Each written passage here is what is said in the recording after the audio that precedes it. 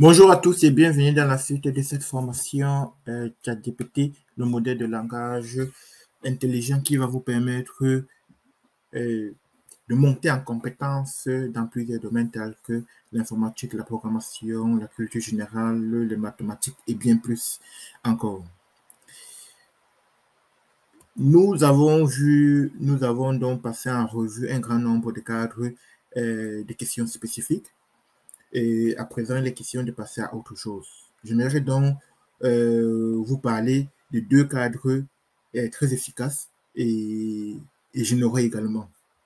En fait, que vous pouvez utiliser pour, pour des multiples contenus différents. Sans plus tarder, entrons dans le vif du sujet. En fait, ces cadres, qu'on peut encore dire ces cadres d'incitation, sont conçus pour s'appliquer à tous les types de contenus, tout en générant et en améliorant les résultats détaillés et efficaces. En fournissant ce cadre spécifique, ces prompts vont permettre à ChatGPT, comme vous le savez maintenant, de produire des messages beaucoup plus utiles et efficaces. Le premier de ces deux types parce qu'ils sont nombre, parce qu'ils sont nombre de deux, le premier de ces deux types de cadres est le cadre RGC, qu'on verra par la suite. Les deux cas sont d'ailleurs très similaires et le premier de ces cadres s'appelle le cadre RGC Prompt. Donc, ce que je vous propose sans plus tarder, passons au premier qu'on va voir. En fait, ces cadres présentent le RGC Prompt. Ces cadres présentent une structure robuste qui peut être appliquée universellement à n'importe quelle entrée et à n'importe quel résultat prévu. L'objectif, son objectif, bien évidemment, est d'établir un format normalisé qui optimise le cadre du chat GPT et améliore ainsi sa performance dans un large spectre d'entrées. Voyons sa formule. Et il est nommé cadre RGC, tout simplement parce qu'en fait, à l'intérieur, on va rencontrer le rôle, le résultat, l'objectif en anglais, en fait, qui est le goal, parce que c'est ainsi, c'est RGC, c'est en fait, c'est en anglais. Et donc, le goal, qui est l'objectif, et le C qui va, dans lequel on va trouver le contexte et les contraintes.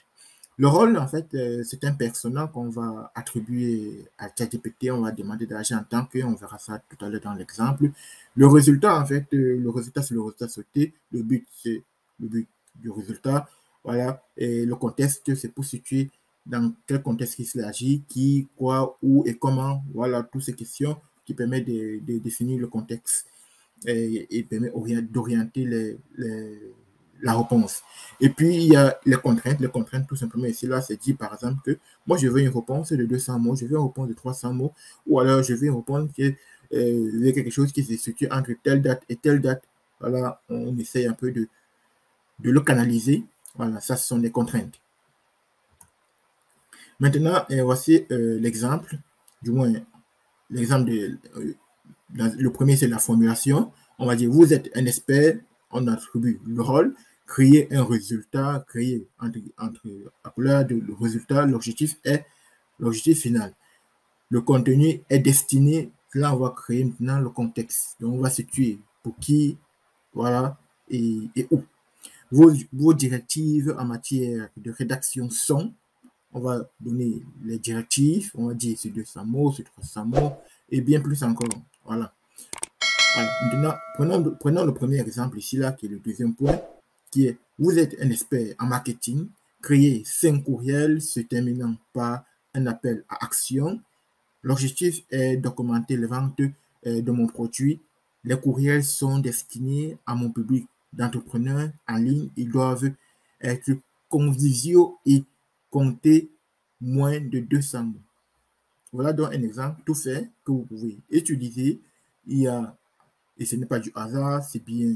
Il y a l'exemple de la formule tout dessus. Il y a le rôle, le résultat final et le contexte. Donc, que vous appliquez directement à ça.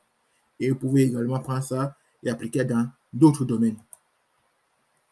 Voici un autre exemple ici. Là, vous êtes un expert En nutrition, créer un programme d'alimentation sur 7 jours pour ma cliente de 40 ans âgée d'âge, de 1 mètre, qui mesure 1,80 m et qui fait de l'exercice 3 fois par semaine.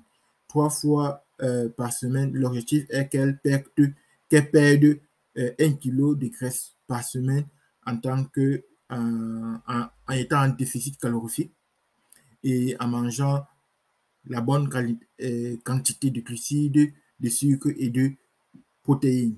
Elle ne mange pas de porc. L'on spécifie en fait que oui, avant de donner ta recette, tiens en compte que non, elle ne mange pas du porc et elle veut dépenser 200 $. Ça, ce sont les contraintes en fait qu'on on est en train de donner. Donc 200 $ par semaine de nourriture. Le plan de repas doit indiquer les recettes, les modes de cuisson, les temps de préparation et un repas spécifique pour les petits déjeuners, le déjeuner et le dîner.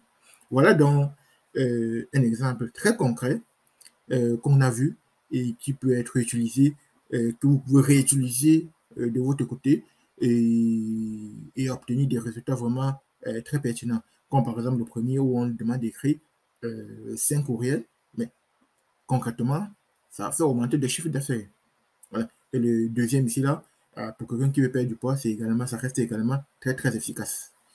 Donc voilà ce que je voulais voir avec vous dans ce cours. Et je vous donne rendez-vous pour très bientôt. Et n'hésitez pas à liker, partager et à commenter. Je vous remercie et je vous dis à la prochaine. Jonas.